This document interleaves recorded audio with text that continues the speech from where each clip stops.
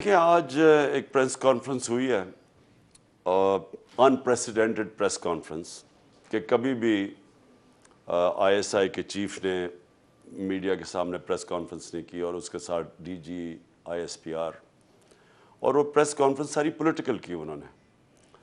تو نارملی تو وہ سیکیورٹی میٹرز پہ کرتے ہیں پریس کانفرنس اور جو سیکیورٹی میٹرز کے باہر پریس کانفرنس ہوتی ہے وہ تو کرتے ہیں جو پولیٹیکل گورنمنٹ ہے. تو منسٹرز اویلیبل ہیں, ان کا کام تھا پریس کانفرنس کا, لیکن انہوں نے ایک انپریسیڈنٹڈ آج سٹیپ لیا ہے. اس کے اندر انہوں نے واضح طور پہ کہا ہے کہ ہم پولیٹکس میں شرکت نہیں کریں گے, ہم پولیٹکس سے باہر رہیں گے.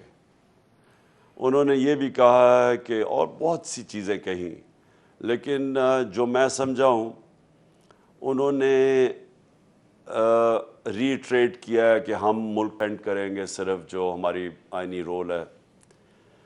دیکھیں مایوس تو ہم بھی ہیں, کیونکہ جو آج تک کیا ہوتا رہا پاکستان میں, پولیٹیکل گورنمنٹس آتی تھی وہ فیل ہوتی تھی, ملٹری گورنمنٹ آتی تھی لوگ مٹھائیاں بانٹتے تھے کیونکہ لوگ سمجھتے تھے کہ پولیٹیشنز پھر بھی پولیٹیشنز کرپٹ ہیں یا وہ ٹھیک نہیں یا وہ اس کوالٹی کے نہیں. تو جب فوج آتی تھی لوگ سمجھتے تھے اب ڈسپلن آ جائے گا اور لوگ اس کو سیلیبریٹ کرتے تھے. تو یہ ایوب خان کے مارشل لاء میں بھی ہوا, ضیاء الحق کے مارشل لاء میں ڈیوائیڈڈ تھی ملک, آدھی پیپلز پارٹی کے ساتھ تھے اور آدھے پھر ضیاء الحق کے ساتھ, جو کہ جس کو رائٹ اور لیفٹ کی پولیٹکس کہتے ہیں.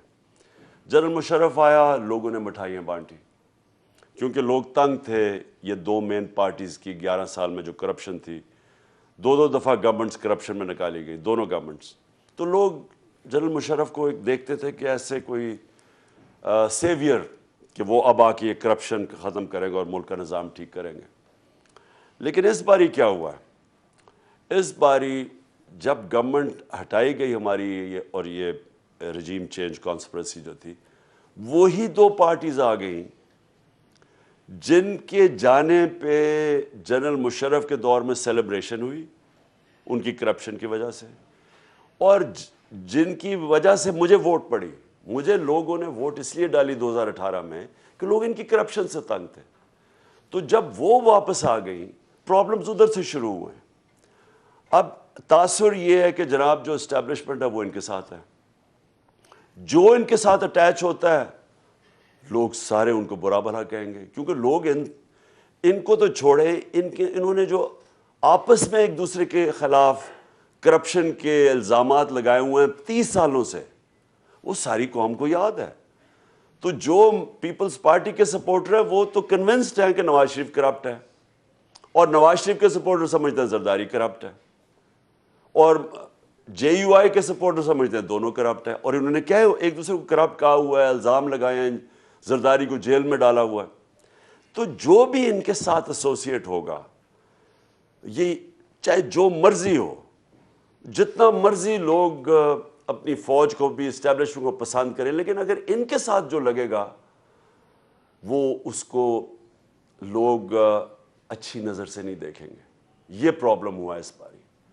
ہماری پارٹی کو تو بڑا فائدہ ہوا ہے, جب یہ سارے اکٹھے ہو گئے لوگوں نے تو ہمیں اور سپورٹ کیا, اور جب لوگوں کو یہ بھی پتہ چل گیا وہ جو سائفر, وہ تو اب خود ہی گورنمنٹ سامنے لے آئی ہے, تو جو سائفر کا پتہ چلا کہ بیرونی ملک کانسپریسی بھی تھی ہٹانے کے لیے, اور لوگوں کو غصہ ہے. لوگوں کی عزت نفس کے اوپر فرق پڑا. لوگ پرائیڈ اور ڈگنیٹی چاہتے ہیں, لوگ خودداری چاہتے ہیں, قوم ہماری خوددار ہے. تو ایک وہ ری ایکٹ کیا, اور ایک ان کے سارے جو کرپٹ لوگ اکٹھے ہو گئے, اور پھر انہوں نے اپنے کرپشن کیسز ختم کرنے شروع کر دیے, اور قوم کی معیشت تباہ کر دی, اکانومی نیچے چلی گئی. جو ایک 6% پہ ملک گروتھ ریٹ چل رہی تھی وہ نیچے چلی گئی, اور انہوں نے آ کے اپنے کرپشن کیسز ختم کری. تو ان کے اگینسٹ نفرت ہے قوم کی, وہ ریفلیکٹ ہوئی. جو بائی الیکشنز آئے انہوں نے پوری کوشش کی, الیکشن کمیشن جو بالکل ان کے ساتھ ایک ان کا حصہ ہے, ایک اس نے مل کے ان کے ساتھ سازش کی, اس کے باوجود ہار گئے.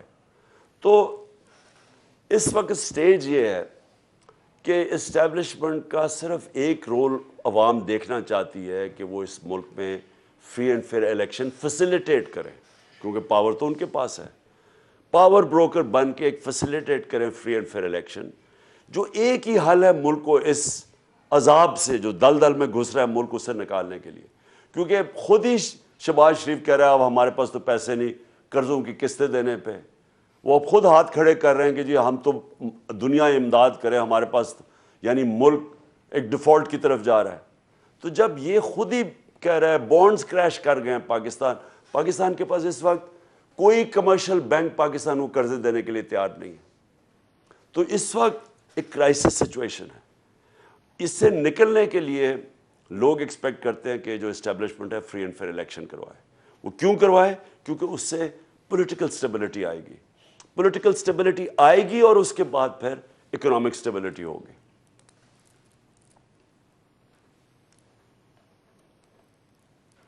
جی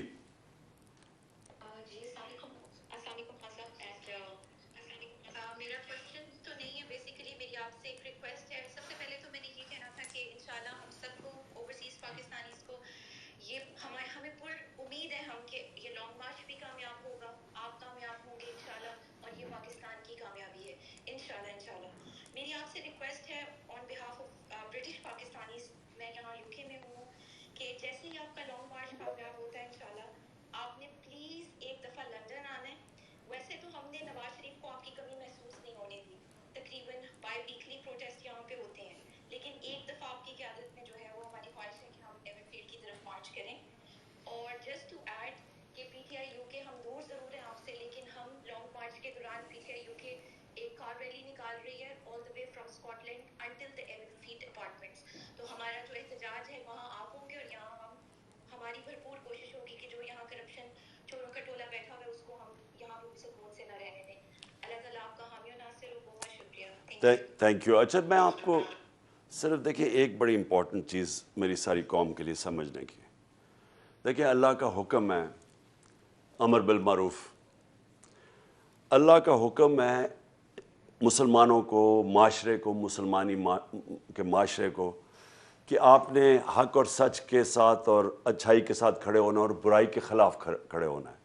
اس کو جب بھی میں یہ بات کرتا ہوں تو بدقسمتی سے کوئی لوگ سمجھ جاتے ہیں کہ جی میں جب کہتا ہوں کہ انسان کو اللہ نے اجازت ہی نہیں دی نیوٹرل ہونے کی. یہ قرآن کی آیت ہے کہ کہیں نہیں لکھا ہوا قرآن میں کہ آپ نہ سچ کی طرف، نہ آپ اچھائی اور نہ برائی کے ساتھ بیچ میں کھڑے ہو جائیں. کہیں نہیں قرآن میں لکھا ہوا. اور جو مغربی معاشرے ہیں، مجھے افسوس سے کہنا پڑتا ہے کہ میں نے جو سارا تجربہ میرا انگلینڈ کے اندر بڑی دیر میں نے ٹائم گزارا اور پھر میں دنیا بھی پھرا، وہاں واقعی امر بالمعروف ہے. ان معاشروں کے اندر اگر کسی کے اوپر چوری اور کرپشن کا دھبا لگ جائے